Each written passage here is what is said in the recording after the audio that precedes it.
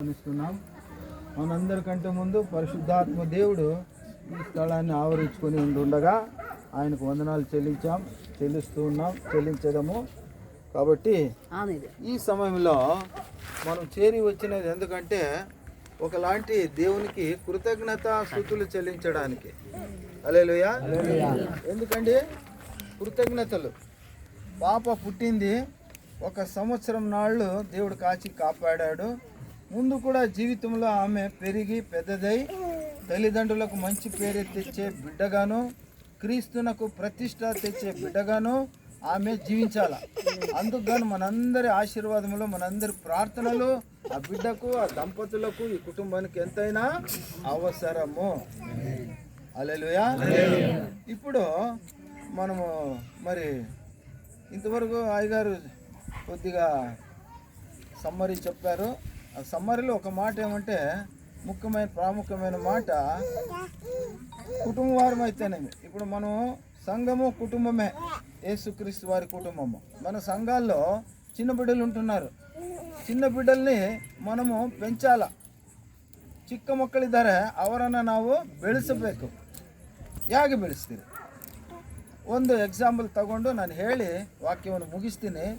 ವಾಕ್ಯ ಏನಂದರೆ ద్వితీయోపదేశ కాండము 6వ అధ్యాయం 6వ వచనం నుండి 9వ వచనం వరకు. కళ్ళు కనపడదు, లైట్ దూరంగా ఉంచారు. నాకు ఎదురుగా కళ్ళు కుక్కుతూ ఉంది, వెనకాల ఉండాల్సి ఉండే లైటు. ద్వితీయోపదేశ ಕಾಂಡము 6వ ಅಧ್ಯಾಯము 6వ ವಚನ నుంచి 13వ ವಚನ ವರೆಗೂ. ನಾನು ಈಗ ನಿಮಗೆ ತಿಳಿಸುವ ಮಾತುಗಳು ನಿಮ್ಮ ಹೃದಯದಲ್ಲಿರಬೇಕು. ಇವುಗಳನ್ನು ನಿಮ್ಮ ಮಕ್ಕಳಿಗೆ ಅಭ್ಯಾಸ ಮಾಡಿಸಿ ಮನೆಯಲ್ಲಿ ಕೂತಿರುವಾಗಲೂ ದಾರಿ ನಡೆಯುವಾಗಲೂ ಮಲಗುವಾಗಲೂ ಹೇಳುವಾಗಲೂ ಇವುಗಳ ವಿಷಯದಲ್ಲಿ ಮಾತಾಡಬೇಕು. ಇವುಗಳನ್ನು జ్ఞాపకార్థకವಾಗಿ కైగే కట్టికొள்ளಬೇಕು. సాకు తెలుగులో చదువుదాం. అందరికి అర్థం కావాలి కదా. తెలుగు వాళ్ళు, కన్నడ వాళ్ళు అందరూ మిక్స్ గా ఉన్నారు. తెలుగులో చదవండి ఒకరు. నేడు నేను నీకు ఆజ్ఞాపించు ఈ మాటలు నీ ಹೃದಯములో ఉండవలెను. ఒకటి చూడండి, హృదయములో ఉండాలి. ಹೃದಯದಲ್ಲಿ ಇಟ್ಕೊಳ್ಳಬೇಕು. ದೇವರ ವಾಕ್ಯಗಳನ್ನು ಎಲ್ಲಿ ಇಟ್ಕೋಬೇಕು? ನಾವು ಹೃದಯದಲ್ಲಿ ಇಟ್ಕೊಳ್ಳಬೇಕು. ಒಂದು నీవు నీ కుమారులకు కుమార్తెలకు వాటిని అభ్యాసింపచేయవలెను. రెండు నీ ఇంట కూర్చుంటున్నప్పుడు త్రోవను నడుచుచున్నప్పుడును నడుచున్నప్పుడును పండుకున్నప్పుడును లేచునప్పుడును వాటిని గురించి మాట్లాడవలెను. చాలండి. చూడండి విషయాలు ఇప్పుడు మనకి ఎన్ని ఉన్నాయి? ఇప్పుడు 5 విషయాలు ఉన్నాయి. ఇక్కడ 5 విషయాలు మాట్లాడాలంటే మనకు 1.5 గంట కావాలా. కాకపోతే నేను క్లుప్తంగా కొద్ది సమయంలో ముగిచేస్తాను. నేను సమయం తక్కువ ఉంది కాబట్టి. మోషే పలుకుతున్నాడు. మోషే దగ్గర యెహోవా దేవుడు పలుకుతున్నాడు. పిల్లలను ఎట్లా మనము సాకాల, ಹೇಗೆ ನಾವು ಮಕ್ಕಳನ್ನ ಬೆಳೆಸಬೇಕು. ಮಕ್ಕಳಿದ್ದವ್ರಿಗೆ ಅಲ್ಲವೇ ಮತ್ತು ಮಕ್ಕಳಿಲ್ಲದವರಿಗೂ ಕೂಡ. ಮಕ್ಕಳಿಲ್ಲ, ಪ್ರಾರ್ಥಿಸಿಕೋ. ಏಸಪ್ಪ ನಿನಗೆ ಸಂತಾನ ಭಾಗ್ಯವನ್ನು ಕೊಡಲಿಕ್ಕೆ ಆತನು ಸಾಮರ್ಥ್ಯನು ಸಿದ್ಧನಾಗಿದ್ದಾನೆ. ನೀನೇ ಕೇಳ್ತಾ ಇಲ್ಲ. ಕೇಳೋದಾದರೆ ನೀನು ಪಡ್ಕೊಳ್ತಿ. ಆತನಲ್ಲಿ ಬಾ. ಇಲ್ಲಿ ವಾಕ್ಯ ಏನು ಹೇಳ್ತದೆ ಅಂದರೆ, ಚಿಕ್ಕ ಮಕ್ಕಳನ್ನು ನಾವು ಹೇಗೆ ಬೆಳೆಸಬೇಕು ಅನ್ನೋದಾದರೆ ದೇವರ ವಾಕ್ಯಗಳಿಂದ ನಾವು ಬಲಪಡಿಸ್ಕೋಬೇಕು. ಮಕ್ಕಳಿಗೆ ನಾವು ಪ್ರೋತ್ಸಾಹ ಕೊಡಬೇಕು. ಈಗ ಒಂದು ಉದಾಹರಣೆಗೆ ಪಾಲಾಕ್ಷಿ ಮತ್ತು ಲಿಡಿಯಾ ಇವರನ್ನು ಜೊತೆಪಡಿಸಿದ್ದಾನೆ ದೇವರು. ನಾವು ಜೊತೆಪಡಿಸಿಲ್ಲ, ದೇವರೇ ಜೊತೆಪಡಿಸಿದ್ದಾನೆ. ಜೊತೆಪಡಿಸಿ ಅವರನ್ನು ಪ್ರೀತಿಸಿ ಮಗುವನ್ನು ಕೊಟ್ಟಿದ್ದಾನೆ. ಹಲ್ಲೆಲೂಯಾ. ಮಗುವನ್ನು ಕೊಟ್ಟ ಮಗುವೆ ಈಗ ಸುಮ್ಮನೆ ಹಾಗೆ ನಾವು ಹೋಗಲು ಬಿಡಬಾರದು. ಚಿಕ್ಕಂದಿನಿಂದಲೇ ಯೆಹೋವ ಭಯ ಭಕ್ತಿಯಲ್ಲಿ ಆ ಮಗಳನ್ನು ಬೆಳೆಸಬೇಕು. ಅವರಷ್ಟೇ ಅಲ್ಲ, ಕುಟುಂಬದವರು ಬೆಳೆಸಬೇಕು, ಸಭೆಯವರು ಬೆಳೆಸಬೇಕು. ನಾವೆಲ್ಲರೂ ಸೇರಿಕೊಂಡು ಗಮನವಿಟ್ಕೊಳ್ಳಬೇಕು. ಈಗ ಮೊದಲನೇ ಮಾತೇನು? ಹೃದಯದಲ್ಲಿ ಇಟ್ಕೊಳ್ಬೇಕು. ಏನು ಇಟ್ಕೊಳ್ಬೇಕಂದ್ರೆ ದೇವರು ಹೇಳುವ ವಾಕ್ಯಗಳನ್ನು, ಮಾತುಗಳನ್ನು ನಾವೆಲ್ಲರೂ ಏನು ಮಾಡ್ಬೇಕಮ್ಮ? ನಮ್ಮ ಹೃದಯದಲ್ಲಿ ಮರೆತೋಗ್ಬಾರ್ದು. ಇಲ್ಲಿ ಹೇಳ್ತಾ ಇದ್ದಾನೆ ದೇವರ ವಾಕ್ಯ ಮತ್ತು ಹೇಗೆ ಆದಿಯಲ್ಲಿ ವಾಕ್ಯವಿತ್ತು, ಆ ವಾಕ್ಯವು ದೇವರ ಬಳಿಯಲ್ಲಿತ್ತು, ಆ ವಾಕ್ಯವೇ ದೇವರಾಗಿತ್ತು. ಅಂದರೆ ನಮ್ಮ ದೇವರು ಯಾರು? ವಾಕ್ಯ ದೇವರು. ನಮ್ಮ ದೇವರು ಯಾರು ಅಂದ್ರೇನು? ವಾಕ್ಯಗಳೇ ನಮ್ಮ ದೇವರು. ಹಾಗಾಗಿ ವಾಕ್ಯಗಳನ್ನು ಗ್ರಹಿಸಬೇಕು, ವಾಕ್ಯಗಳನ್ನು ಅನುಸರಿಸಬೇಕು, ವಾಕ್ಯಗಳಂತೆ ನಾವು ಜೀವಿಸಬೇಕು. ದೇವರು ಹೇಳುವ ಮಾತುಗಳು, ದೇವರೇ ಹೇಳ್ತದೆ, ನನ್ನ ಮಾತುಗಳು ನೀವು ನಿಮ್ಮ ಹೃದಯದಲ್ಲಿ ಇಟ್ಟುಕೊಳ್ಳಬೇಕು. ಒಂದನೇದು. ಎರಡನೇದು ಓದಬೇಕು. ಇವುಗಳನ್ನು ನಿಮ್ಮ ಮಕ್ಕಳಿಗೆ ಅಭ್ಯಾಸ ಮಾಡಿಸಿ. ಅಲ್ಲೇ ನಿಂತ್ಕೊಳ್ರಿ. ಒಂದು ಮಾತು, ಗಂಭೀರವಾದ ಮಾತು. ನಾವು ಪ್ರಪಂಚದಲ್ಲಿ ನೋಡ್ತಾ ಇದ್ದೀವಿ, ಕಣ್ಣು ಯಾವ ಕಡೆ ಹೋದರೂ ಕೂಡ ಏನೆಲ್ಲ ಕಂಡು ಹಿಡಿದಿದ್ದಾರಲ್ಲ, ಏನೆಲ್ಲ ಡಿಸ್ಕವರಿ ಮಾಡಿದಾರಲ್ಲ, ಏನೆಲ್ಲ ಇನ್ಫಾರ್ಮೇಷನ್ ಮಾಡಿದಾರಲ್ಲ, ಏನೆಲ್ಲ ಕಂಡುಕೊಂಡಿದ್ದಾರಲ್ಲ, ಅವೆಲ್ಲವೂ ಕೂಡ ಯಾರಿಂದ ಆಗಿದೆ ಅಂದರೆ ಬೈಬಲ್ ಬಿಲೀವರ್ಸ್ ಇಂದ ಆಗಿದೆ. ಯಾರು ಆಮೇಲೆ ಹೇಳ್ತಾ ಇಲ್ಲ. ನೀನು ನೀರು ಕುಡಿಯುವ ಟ್ಯಾಂಕು, ಈ ಚೇರು, ಈ ಬಾಟಲು, ನೀರು, ಸಿಮೆಂಟು, ಏನೆಲ್ಲ ನೋಡಿ, ಯಾವ ಕಡೆ ನೋಡಿದ್ರೆ ಏನಿದಾವ ಅವೆಲ್ಲವೂ ಕೂಡ ಯಾರು ಕಂಡುಹಿಡಿದಾರೆ? ಯಾರು ಕಂಡುಹಿಡಿದಾರೆ ಅಂದರೆ ಬೈಬಲ್ ಬಿಲೀವರ್ಸ್, ದೇವರ ಮಕ್ಕಳೇ ಕಂಡುಹಿಡಿದಿರೋದು, ಕ್ರಿಶ್ಚಿಯನ್ಸೇ ಕಂಡುಹಿಡಿರೋದು. ಪ್ರಪಂಚದಲ್ಲಿ ಅವರ ಕೊಡುಗೆ ಅಪಾರವಾಗಿದ್ದು. 99.9% ಇವುಗಳನ್ನು ಯಾರು ಕಂಡುಹಿಡಿದಿದ್ದು? ದೇವರ ಮಕ್ಕಳು. ಯಾರು ಕಂಡುಹಿಡ್ದಮ್ಮ? ದೇವರ ಮಕ್ಕಳು. ಏನೇ ತಗೋ, ನೀನು ರೇಷ್ಮೆ ಸೀರೆ ತಗೋ, ನೀನು ಚಪ್ಪಲಿ ತಗೋ, ನೀನು ಬಂಗಾರ ತಗೋ, ಬೆಳ್ಳಿದ ಎಲ್ಲವೂ ಕೂಡ ದೇವರ ಮಕ್ಕಳಿಂದ ಕಂಡುಹಿಡಿಯಲ್ಪಟ್ಟಿದೆ. ಈ ಒಂದು ದೇವರ ಮಕ್ಕಳಲ್ಲಿ ಇನ್ನೊಬ್ಬ ಮಗ, ಅವನ ಬಗ್ಗೆ ನಾವು ಮಾತಾಡೋಣ ಇವತ್ತು. ಅವನು ತಾಯಿ ಹಾಗೆ ಅವನನ್ನು ಪಾಲಿಸಿದಳು. ಅವನ ಹೆಸರು ಏನಂದರೆ ಥಾಮಸ್ ಆಲ್ವಾ ಎಡಿಸನ್. ಅವನ ಹೆಸರೇನಮ್ಮ? ಎಲ್ಲರೂ ಹೇಳ್ಬೇಕು. ಥಾಮಸ್ ಆಲ್ವಾ ಎಡಿಸನ್. ಅವನು ಶಾಲೆಗೆ ಹೋಗ್ತಾ ಇದ್ದ. 1ನೇ ತರಗತಿಯಿಂದ ಓದ್ತಾ ಹೋಗ್ದೆವು ಶಾಲೆಗೆ. ಸಣ್ಣ ಸ್ಕೂಲ್ ಅದು, ದೊಡ್ಡ ಕಾನ್ವೆಂಟ್ ಅಲ್ಲ, ಏನೂ ಅಲ್ಲ, ಸಣ್ಣ ಸ್ಕೂಲ್ ಅದು. ಆ ಸ್ಕೂಲಲ್ಲಿ ಓದುವಂಥ ಸಮಯದಲ್ಲಿ ಒಂದು ದಿನ ಹೆಡ್ ಮಾಸ್ಟ್ರು ಒಂದು ಲೆಟ್ರ್ ಕೊಡ್ತಾರೆ, ನಿಮ್ಮ ತಾಯಿಗೆ ಕೊಟ್ಬಿಡಪ್ಪ ಅಂತೇಳಿ. ಆ ಹುಡುಗ ಶಾಲೆಯಿಂದ ಮನೆಗೆ ಬರ್ತಾನೆ. ಮನೆಗೆ ಬಂದು ಲೆಟ್ರು ಅಮ್ಮನ ಕೊಟ್ಟಾಗ ಅಮ್ಮ ಅದು ಓದ್ತಿರುವಾಗ ಕಣ್ಣಲ್ಲಿ ನೀರು ಬಂತು, ಕಂಟ್ಲು ನೀಳು ತಲ್ಲಿಕ್ಕೆ. ಏನಮ್ಮ ಏನಾಯ್ತಮ್ಮ ಅಂತ ಮಗ ತಾಯಿನ ಕೇಳ್ತಾನೆ.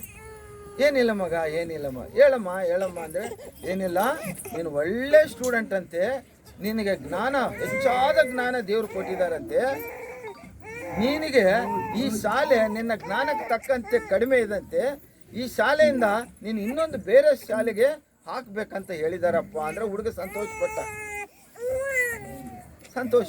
ಆದರೆ ತಾಯಿ ಶಾಲೆಗೆ ಕಳಿಸಿಲ್ಲ ಆ ಮಗುವನ್ನು. ಅವನ ಹೆಸರೇನು? ಥಾಮಸ್ ಆಲ್ವಾ ಎಡಿಸನ್. ಮಗು ಹೆಸರೇನು? ಥಾಮಸ್ ಆಲ್ವಾ ಎಡಿಸನ್. ಅವನು ಶಾಲೆಗೆ ಹೋಗಿಲ್ಲ. ಆ ಮಗುಗೆ ತಾಯಿ ಮನೆಯಲ್ಲೇ 1ನೇ ತರಗತಿಯಿಂದ 5ನೇ ತರಗತಿವರೆಗೆ ವಿದ್ಯಾಭ್ಯಾಸ ಕಲಿಸಿದ್ಲು. ಎಲ್ಲಿವರೆಗೆ? 1ನೇ ತರಗತಿಯಿಂದ 5ನೇ ತರಗತಿ ತಾಯಿನೇ ಅವನಿಗೆ ಬೋಧಿಸಿದ್ಲು, ಕಲಿಸಿದ್ಲು, ತಯಾರು ಮಾಡಿದ್ಲು. ಹೇಗೆ ತಯಾರು ಮಾಡಿದ್ಲು ಅಂದರೆ ಮಗುವಿಗೆ ಎಲ್ಲ ವಿಷಯಗಳಲ್ಲಿ ದೇವರನ್ನು ಹೇಗೆ ನೆನಪಿಸ್ಕೊಳ್ಬೇಕು, ದೇವರನ್ನು ಹೇಗೆ ನಾವು ಕೊಂಡಾಡಬೇಕು, ದೇವರ ವಾಕ್ಯಗಳನ್ನು ಹೇಗೆ ನಾವು ಜ್ಞಾಪಕದಲ್ಲಿ ಹೃದಯದಲ್ಲಿ ಇಟ್ಕೋಬೇಕು ಅನ್ನೋ ವಿದ್ಯೆಯನ್ನು ತಾಯಿ ಮಗುವಿಗೆ ಕಲಿಸಿಕೊಟ್ಲು. ಅಲ್ಲೆಲುಯ್ಯ. ಅವನ ಜೀವನ ಕಾಲದಲ್ಲಿ 1098 ಡಿಸ್ಕವರಿಗಳು ಮಾಡಿದ್ದಾನೆ. ಅಷ್ಟು ಕಂಡಿಡಿದಾನೆ ಅವನು ಸೈನ್ಸ್. ಅದರಲ್ಲಿ ಏಕೈಕ ಒಂದಾನೊಂದು ಕಂಡಿರೋದು ಏನಂದರೆ ಬಲ್ಪ್. ಏನು ಕಂಡಿಡಿದಾನೆ ಅವನು? ಬಲ್ಪ್ ಒಳಗೆ ಫಿಲಮೆಂಟ್ ಅಂತ ಇರ್ತದೆ. ಅದನ್ನು ಪ್ರಯೋಗ ಮಾಡಿ ಮಾಡಿ ಮಾಡಿ ಮಾಡಿ ಮಾಡಿ ಅವನು 1000 ಸಾರಿ ಪ್ರಯೋಗ ಮಾಡಿದಾನಂತೆ, ಫೇಲ್ ಆಗಿದ್ದಾನಂತೆ. ಎಷ್ಟು ಸಾರಿ? 1000 ಸಾರಿ. ನಾವಾದರೆ ಒಂದು 3-4 ಸಾರಿ ಪ್ರಯತ್ನ ಮಾಡಿ ನಾವೇನು ಮಾಡ್ತಿದ್ವಿ? ನಡಿ ಅಂತೇಳಿ ಹೋಗ್ಬಿಡ್ತಿದ್ವಿ. ಅವನು ಆ ಥರ ಮಾಡಿಲ್ಲ. ಅವನು 1999 ಸಾರಿ ಕೂಡ ಅಲ್ಲ, 1000 ಸಾರಿ ಪ್ರಯೋಗ ಮಾಡಿ ಕೊನೆಗೆ ಅದರಲ್ಲಿ ಸಕ್ಸಸ್ ಆದನಂತೆ. ಅಲ್ಲೆಲೂಯಾ. ಏನಾದನಂತೆ? ಈ ಸಕ್ಸಸ್ ಆಗಲಿಕ್ಕೆ ಅವನಲ್ಲಿರುವಂಥ ಉತ್ಸಾಹ, ಅವನಲ್ಲಿರುವಂಥ ಭರವಸೆ, ಅವನಲ್ಲಿರುವಂಥ ನಂಬಿಕೆ ಏನಂದರೆ ಚಿಕ್ಕಂದಿನಿಂದಲೇ ಅವನಿಗೆ ತಾಯಿ ಒಂದು ವಾಕ್ಯ ಕಲಿಸಿದಳಂತೆ. ಫಿಲಿಪಿಯರಿಗೆ ಬರೆದ ಪತ್ರಿಕೆ 4ನೇ ಅಧ್ಯಾಯ 13ನೇ ವಚನ ಯಾರಾದ್ರೂ ಓದಬೇಕು.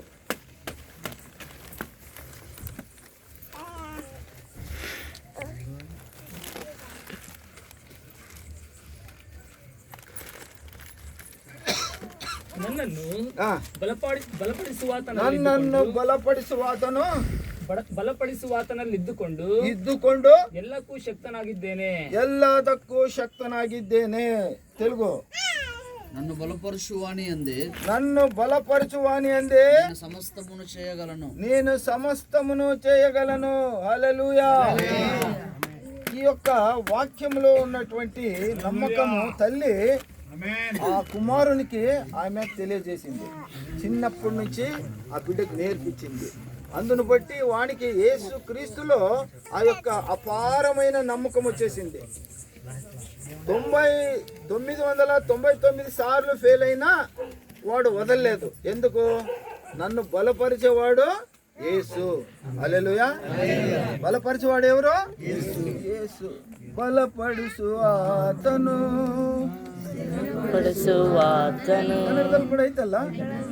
ಆಯ್ತು, ಕನ್ನಡದಲ್ಲಿ ತೆಲುಗು ಹಾಡ್ರಿ, ಪರವಾಗಿಲ್ಲ. ಬಲಪಡಿಸುವಾಡನು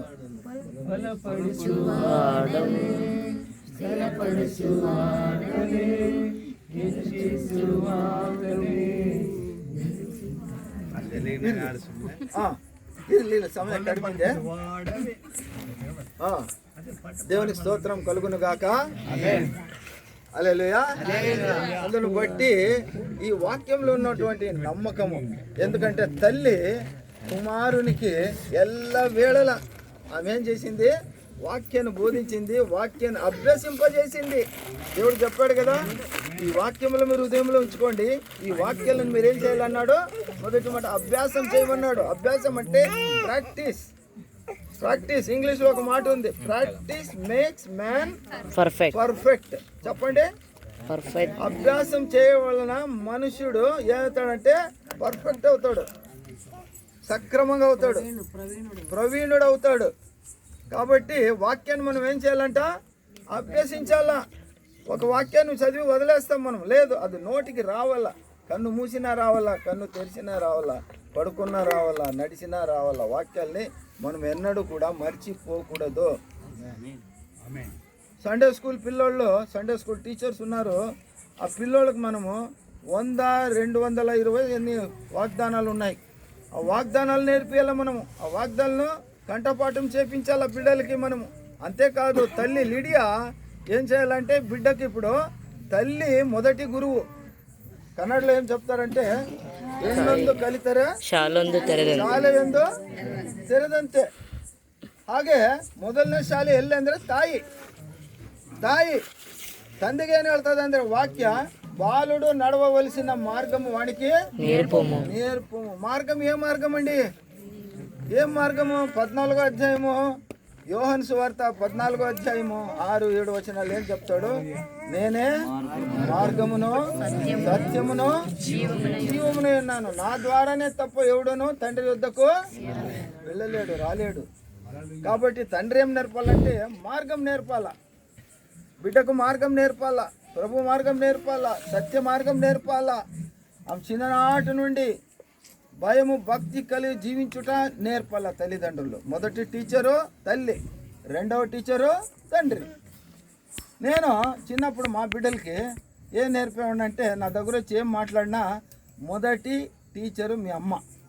అమ్మకు చెప్పు, అమ్మను గౌరవించు, అమ్మకు ప్రేమ చూపించు, అమ్మ మాట విను. అట్లయితే నేను నీకు పలుకుతా, లేదా నేను పలకను. రెండోది, నీకేమైనా కావాల్సి వస్తే నీకు ఏం ಬೇಕಾದರೂ ಕೂಡ ನನ್ನ ಕೇಳಬೇಡ, ಮೊಣಕಾಲೂರಿ ఫస్ట్ ఏసప్పని కేಳು. పెన్సిల్ కావాలన్నా, పెన్ను కావాలన్నా, ఫీజు కట్టాలన్నా, ఏం కావాలన్నా మొదట మోకరించి ప్రార్థించేది నేర్చుకో. ಏನು ಕಲಿಬೇಕು? ತಾಯಿ ತಂದೆ ಏನು ಕಲಿಸ್ಬೇಕು ಮಗಳಿಗೆ? ಪ್ರಾರ್ಥನೆ ಮಾಡಿಸೋದು ಕಲಿಬೇಕು, ದೇವರನ್ನು ಕೇಳೋದು ಕಲಿಸಬೇಕು. ಏಸಪ್ಪ ಯಾರಂದ್ರು ತಿಳಿಸುವ ಜ್ಞಾನ ಅವಳಿಗೆ ಕೊಡಬೇಕು. ಹಾಗಾದರೆ ಈ ಕುಟುಂಬದಲ್ಲಿ ಯಾವತ್ತೂ ಕೂಡ ಶಾಂತಿ ಸಮಾಧಾನ ಇರ್ತದೆ. ಆ ಥಾಮಸ್ ಆಲ್ವಾ ಎಡಿಸನ್ ಬಲ್ಬ್ ಕಂಡಿಡಿದ್ರಿಂದ ಪ್ರಪಂಚ ಎಲ್ಲ ಬೆಳಕಾಯ್ತು. ಪ್ರಪಂಚದಲ್ಲಿ ಏನಾಯ್ತು? ಬೆಳಕಾಯ್ತು. ನೋಡ್ರಿ, ಅಂತ ಸೈಂಟಿಸ್ಟು ಸತ್ತು ಹೋದಾಗ ಆತ ಹೇಳ್ದ, ಏಸಪ್ಪ ಈ ಲೋಕಕ್ಕೆ ನಾನು ಬೆಳಕಾಗಿದ್ದೀನಿ ಅಂದ. ಈ ಥಾಮಸ್ ಆಲ್ವಾ ಏನು ಹೇಳ್ತಾನೆ ಅಂದ, ಲೋಕಕ್ಕೆ ನಾನು ಬೆಳಕು ಕೊಟ್ಟಿದ್ದೀನಿ ಅಂದ. ವ್ಯತ್ಯಾಸ ನೋಡ್ರಿ, ಇವನು ಬೆಳಕು ಕೊಟ್ಟಿದ್ದಾನೆ. ಬಲ್ಬ್ ಇದ್ರೆ ಇಲ್ದ ಹೋದ್ರೆ ನಾವು ರಾತ್ರಿಯಲ್ಲಿ ಇಲ್ಲ, ನಮ್ಗೆ ಪ್ರಪಂಚನೇ ಇಲ್ಲ. ಆದರೆ ಲೋಕ ಎಲ್ಲ ಕೂಡ ಬೆಳಕು ರಾತ್ರಿ ಹೊತ್ತು ಅಲ್ಲಿ ಬಂದಿದೆ ಅಂದರೆ ಥಾಮಸ್ ಆಲ್ವಾ ಎಡಿಸನ್ ಆ ತಾಯಿ ಕಲಿಸಿದ ಆ ದೇವರ ಭಕ್ತಿಯಿಂದ ಅವನು ಹೇಳ್ತಾ ಇದ್ದಾನೆ, ಏಸಪ್ಪ ನಾನು ಕೊಟ್ಟ ಜ್ಞಾನದಿಂದ ನಾನು ಲೋಕಕ್ಕೆ ಬೆಳಕನ್ನು ಕೊಟ್ಟಿದ್ದೀನಿ. ಆದರೆ ಏಸಪ್ಪ ಏನು ಹೇಳ್ತಾನೆ, ನಾನೇ ಲೋಕಕ್ಕೆ ಬೆಳಕಾಗಿದ್ದೀನಿ కదా. దేవునికి స్తోత్రం కలుగును గాక. మరి ఇప్పుడు అటువంటి థామస్ ఆల్వా ఎడిసన్ చనిపోయినప్పుడు ప్రపంచమంతా కూడా ఒక నిమిషము లైట్ ఆఫ్ చేసేశారు. జరిగిన ఘటన ఇది, చరిత్ర ఇది. ఎందుకంటే బల్బు కనుక్కొనింది ఆయనే. ఈరోజు సౌండ్ సిస్టము, లైట్ సిస్టము కనుక్కునిందంతా అతనే. అంటే ఏం చెప్పబోతున్నానంటే, ఆ తల్లి ఆ బిడ్డను మరి 5వ తరగతి వరకు ఆమె పోషించింది, ఆమె విద్యాభ్యాసం చేయించింది బిడ్డకు. ఆయన ఆ స్కూల్ చూడలేదు అతను, కానీ ఆయన రాసిన థీసిస్, ఆయన రాసిన రీసెర్చ్ రిపోర్ట్స్ అన్నీ కూడా ఈరోజు పెద్ద పెద్ద హార్వర్డ్ యూనివర్సిటీలో, కేంబ్రిడ్జ్ యూనివర్సిటీలో ఆయనది మ్యూజియం పెట్టి ప్రదర్శన చేస్తున్నారు ప్రపంచానికి. ఆయన చదివింది. మరి ఒకరోజు ఏమైంది, తల్లిని జ్ఞాపకం చేసుకుని ఆమె తల్లి రూమ్లో పోయి, తల్లిది మనం ఏం చేస్తాము, ఏడుస్తాం. అప్ప కానీ అమ్మ కానీ ఎవరైనా చనిపోతే వాళ్ళు జ్ఞాపకం వచ్చిన పోయి వాళ్ళు బట్టలు పట్టుకునేది, వాళ్ళ వాడిన కర్ర పట్టుకునేది, వాళ్ళు తిన్న గిన్నె పెట్టుకునేది మనం జ్ఞాపకం చేసుకుంటాం కదా. ఈడేం చేసినాడు థామస్ ఆల్వా, వెళ్ళి తల్లి బైబిల్ తీసుకున్నాడు. బైబిల్ తీసి ఆ బైబిల్ లోపల తెరుస్తూ ఉంటే ఒక లెటర్ కనపడిచ్చింది.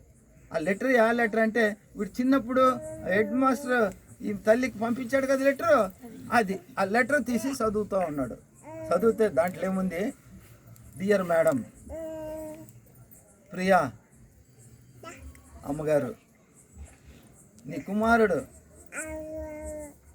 వట్టి దద్దమ్మ, వాడి బుర్రలో ఏమీ లేదు, వాడి బుర్రలో మట్టి ముద్ద ఉంది, వాడు చెవిటివాడు, చెవులు వినపడదానికి, వాడికి మేము బోధించలేము, వాడిని ఇంట్లోనే పెట్టుకో, నువ్వు ఎక్కడనే వేసుకో, నీ ఇష్టం, మేము మాత్రం వాడికి బోధించలేము, మా సాల అయిపోయింది మాకు వాడికి బోధించలేక వీడిని నీ స్కూల్ నుంచి వాపస్ పంపించేస్తున్నాను, దద్దమ్మ వీడు అని లెటర్లో రాయబడింది. అది చూసి వాడి కళ్ళలో నీళ్ళు వచ్చింది. ఆ రోజే నేను దద్దమ్మ అని చెప్పింటే మరి నేను ఇంకా డబుల్ దద్దమ్మ అయిపోయిండేవాడిని. ತಲ್ಲಿ అలాగ చేయలే, ತಾಯಿ ಆ ಥರ ಮಾಡಿಲ್ಲ. ತಾಯಿ ಏನು ಮಾಡಿದ್ಲು, ಅದು ಮುಚ್ಚಿಟ್ಬಿಟ್ಟು ಅವನ್ನ ಪ್ರೋತ್ಸಾಹಿಸಿದ್ಲು. ಅಲ್ಲೆಲುಯ್ಯ, ಪ್ರೋತ್ಸಾಹಿಸಿದಳು. ಯಾವ ರೀತಿ ಪ್ರೋತ್ಸಾಹಿಸಿದಳು ಅಂದರೆ ವಾಕ್ಯದಿಂದ ಪ್ರೋತ್ಸಾಹಿಸಿದಳು. ಮತ್ತೊಂದ್ಸರಿ ಓದಬೇಕು, 4ನೇ ಅಧ್ಯಾಯ 13వ వచనం, తెలుగులో బాగుంది. 4:13.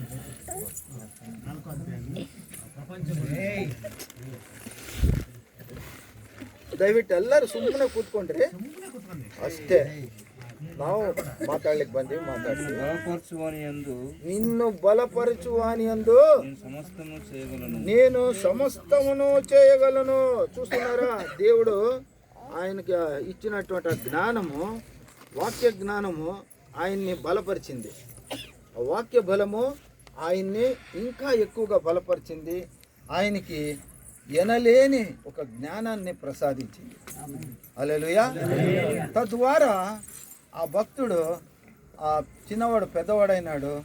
పెద్దవాడయ్యి ఈరోజు ప్రపంచానికి ఆయన ఇచ్చినటువంటి సైంటిస్ట్గా మారి ఆయన కొడుగి అంటారు కన్నడలో, తెలుగులో ఏమంటారు, బహుమానమా, మనకి సమాజానికి, లోకానికి ఆయన సైంటిస్ట్గా ఎన్నో ఫార్ములాలు చేశాడు.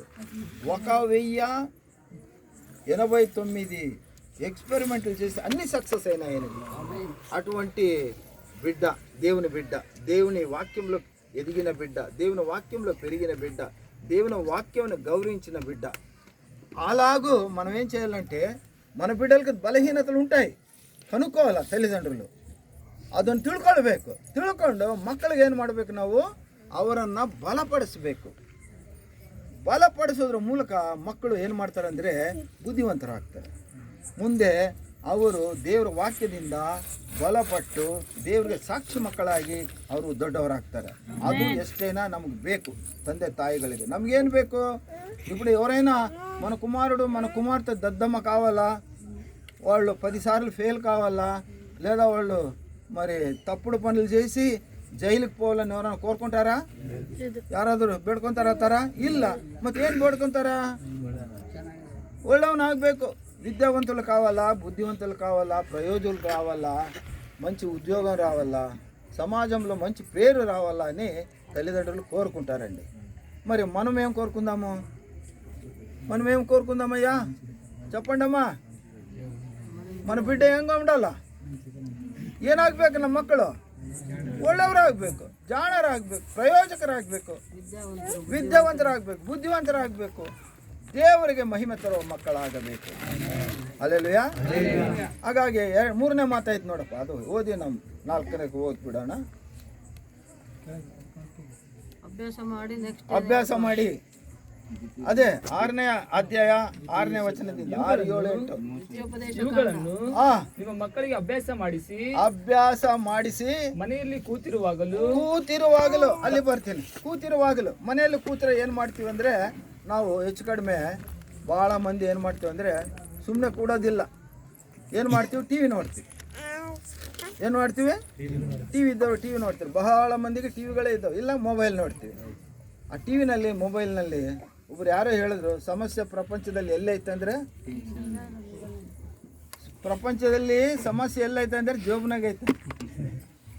సమస్య ఎక్కడుందండి? జోబులో ఉందండి. జోబులో ఏముంది? సెల్ ఫోన్ ఉంది. సెల్ ఫోన్ ఉంటే సమస్యనే మనకి. ఆ సమస్యలో ఎట్లుందంటే, ఒక అమెరికా అధ్యక్షుడు చెప్తాడు, ఒక బిడ్డ 5వ సంవత్సరం నుండి 15వ సంవత్సరం వరకు టీవీ కానీ మొబైల్ కానీ చూస్తే 2 లక్షల క్రైమ్ రిపోర్ట్లు చూస్తారంట. ఎన్ని? 2 ಲಕ್ಷಗಳಷ್ಟು ಕ್ರೈಮ್ ರಿಪೋರ್ಟ್ ನೋಡ್ತಾರಂತೆ ಟಿವಿಯಲ್ಲಿ, ಮೊಬೈಲ್ನಲ್ಲಿ. ಏನು ಆ ಕ್ರೈಮ್ ರಿಪೋರ್ಟ್ನಲ್ಲಿ ಏನೈತೆ ಅಂದರೆ, ಬರೇ ರೇಪ್ ಮಾಡೋದು, ಮರ್ಡರ್ ಮಾಡೋದು, ರೇಪ್ ಮಾಡೋದು, ಮರ್ಡರ್ ಮಾಡೋದು, ಅವನು ಸಾಯಿಸೋದು, ಇವನು ಸಾಯಿಸೋದು, ಅವನು ಸಾಯಿಸೋದು, ಅವಳು ಇವನು ಸಾಯಿಸೋದು, ಇವೇ ನ್ಯೂಸು. ಪೇಪರ್ ನೋಡಿದ್ರೆ ಫಸ್ಟ್ ಅಲ್ಲಿ ಸತ್ರು, ಇಲ್ಲಿ ಸತ್ರು, ಅದು ಸತ್ರು, ಅದು ಹಂಗೆ ಮಾಡಿದ್ರೆ ಹಿಂಗೆ ಆಗೋಯ್ತು, ಬರೇವೆ ಅಂತೀವಿ. ಆದರೆ ಇವುಗಳಿಗೆ ನಾವು ಅವಕಾಶ ಕೊಡಬಾರ್ದು. ಕೂತಿರುವಾಗ ನಾವೇನು ಮಾಡ್ತೀವಿ? ಅಯ್ಯವ್ರು ಹೇಳಿದ್ರಲ್ಲ, ಈಗ ಆ ಟೇಬಲ್ ಸುತ್ತಲ ಎಲ್ಲರೂ ಬೈಬಲ್ ಇಟ್ಕೊಂಡು ದೇವರ ವಾಕ್ಯವನ್ನು ಧ್ಯಾನ ಮಾಡ್ತಾರೆ. ನಾವು ಆ ಥರ ಇರಬೇಕು. ಅವ್ರಿವ್ರ ಸುದ್ದಿ ನಮಗೆ ಬೇಕಾಗಿಲ್ಲ. ಅವ್ರ ಬಗ್ಗೆ ಸುಮ್ಮನೆ ಕುಂತ್ರೆ ಏನು ಮಾಡ್ತೀವಿ ನಾವು? ಅವನು ಹಂಗಂತೆ, ಇವಳು ಹಿಂಗಂತೆ, ಅವಳು ಹಿಂಗೆ ಮಾಡಿದ್ಳು, ಅವಳು ಹಂಗೆ ಮಾಡಿದ್ಳು, ಇವೇ ಮಾತಾಡ್ತೀವಿ. ಆ ಥರ ಬೇರೆಯವ್ರ ಬಗ್ಗೆ ಮಾತಾಡಬೇಡ್ರಿ. మనిషినిల్లదాక మనిషిని ಬಗ್ಗೆ ನಾವು మాట్లాడబారదు. మనుషులు లేకున్నప్పుడు ఆ మనిషి గురించి మనం మాట్లాడకూడదు. అది మాట్లాడితే ఆడుకున్నట్లది, చాడీలు చెప్పినట్లది. అట్లా చేయకండి. మనకి ఎందుకు మన సమయం ఎందుకు వృథా పోనివ్వాలా? మనం ఏం చేయాలి? ఇప్పుడు బైబిల్ వచనాల గురించి మాట్లాడండి, అభ్యసించండి. బైబిల్ గురించి మాట్లాడండి, దేవుని గురించి మాట్లాడండి. మీ సమయాన్ని సద్వినియోగం చేసుకోండి. ఈరోజు వాక్యం ఏమేమి చర్చిలో? కాలము చెడ్డది, దినములు చెడ్డది, సమయం పోనీయక సద్వినియోగం చేసుకోండి. అవునా కదా? ಈಗ ನಿಮ್ಮ ಸಮಯ ಸುಮ್ಮನೆ ವೃಥಾವಾಗಿ ಅವ್ರ ಬಗ್ಗೆ ಇವ್ರ ಬಗ್ಗೆ ಮಾತಾಡಿ ಸಮಯ ವೇಸ್ಟ್ ಮಾಡಬೇಡ್ರಿ. ನಿಮ್ಮ ಸಮಯ ಸಿಕ್ಕಾಗ ದೇವರ ವಾಕ್ಯ ನೀಡ್ರಿ, ಕೇಳ್ರಿ. ಓದಿ ಬಂದವರು ಬೈಬಲ್ ತೆಗೆದುಕೊಂಡು ಓದ್ರಿ. ಏನೋ ಮ್ಯಾಗಝಿನ್ಸ್, ಕ್ರಿಶ್ಚಿಯನ್ ಮ್ಯಾಗಝಿನ್ಸ್ ಇದ್ದರೆ ತೆಗೆದು ಅದು ವಾಕ್ಯಗಳನ್ನು ಓದಿರಿ. ನಿಮ್ಮ ಸಮಯ ದೇವರಲ್ಲಿ ಕಳೀರಿ. ಅಲ್ಲೆಲೂಯಾ. ಯಾವುದ್ರಲ್ಲಿ ಕಳಿಬೇಕು? ದೇವರಲ್ಲಿ ಕಳಿಬೇಕು. ಹಾಗಾದರೆ ನಿಜವಾದ ದೇವರ ಮಕ್ಕಳಾಗ್ತೀರಿ ನೀವು.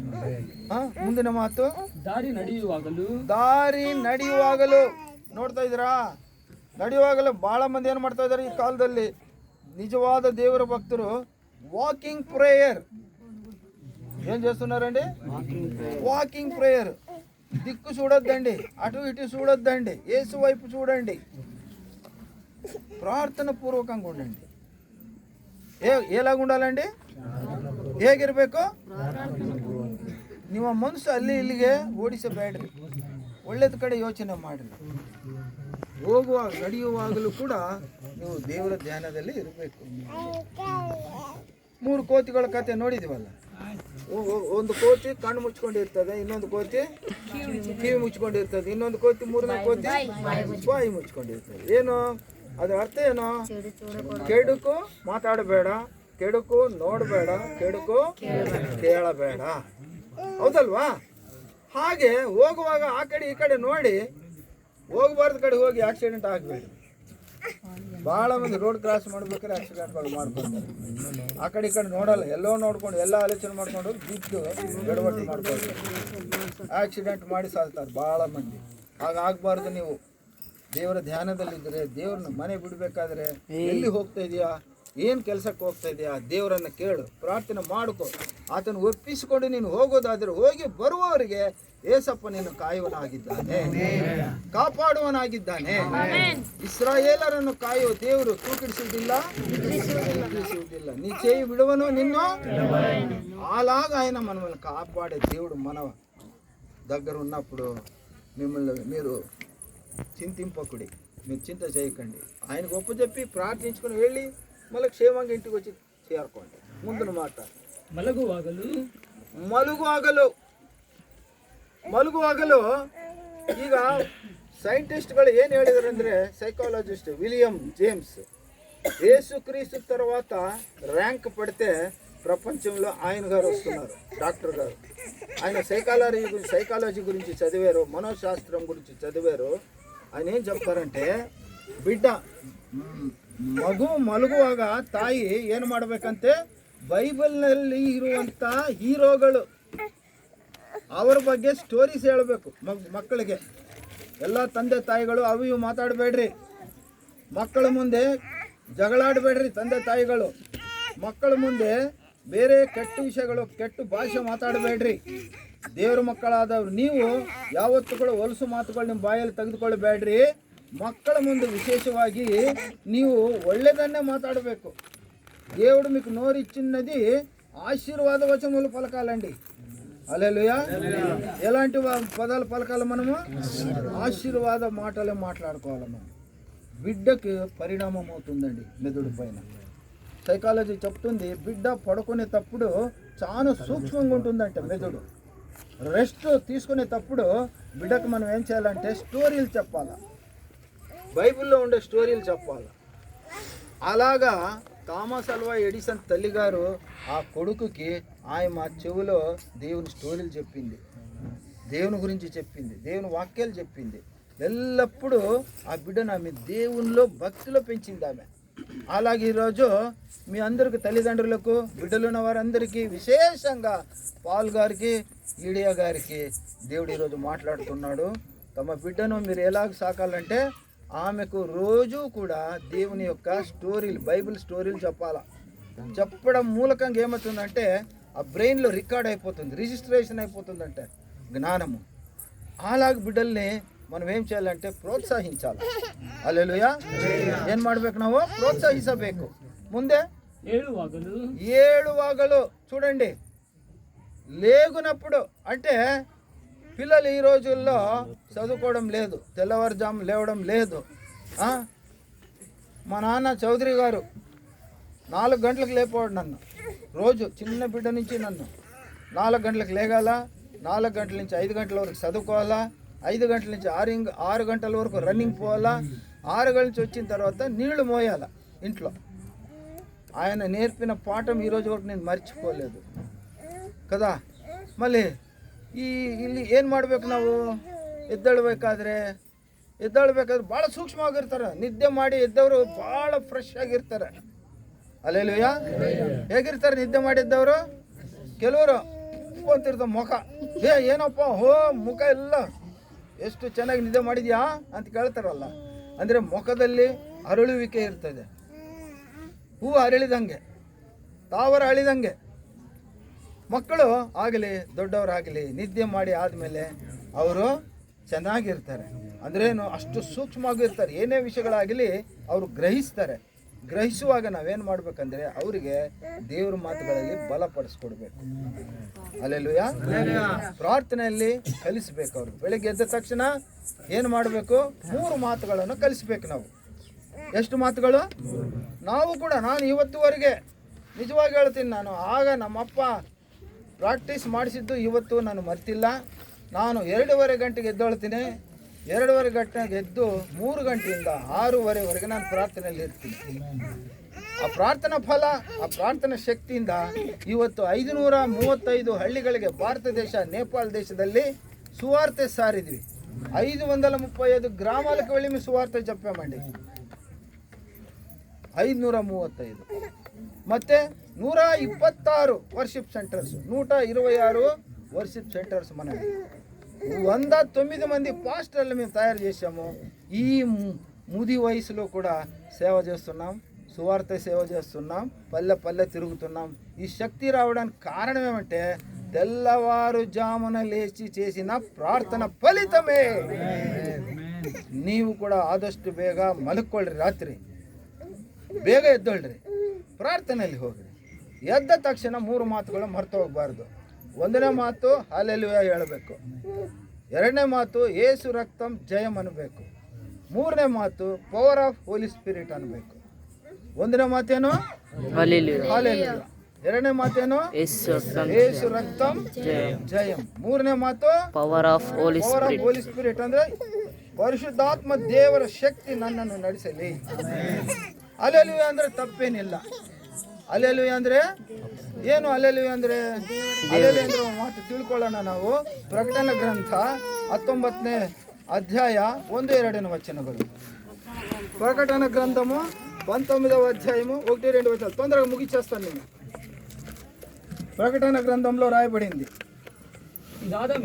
ಇದಾದ ಮೇಲೆ ಪರಲೋಕದಲ್ಲಿ ದೊಡ್ಡ ಗುಂಪಿನ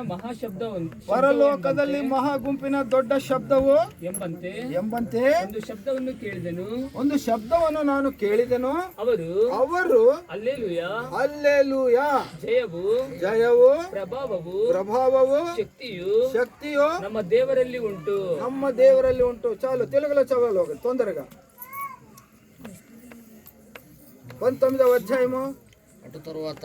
అటు తరువాత బహుజనుల శబ్దము వంటి గొప్ప స్వరము పరలోకం నుండి విన్నాడు యోహాను భక్తుడు. ప్రభువును హల్లెలూయాకి అర్థం ఏమంటే ప్రభువును స్తుతించుడి. 1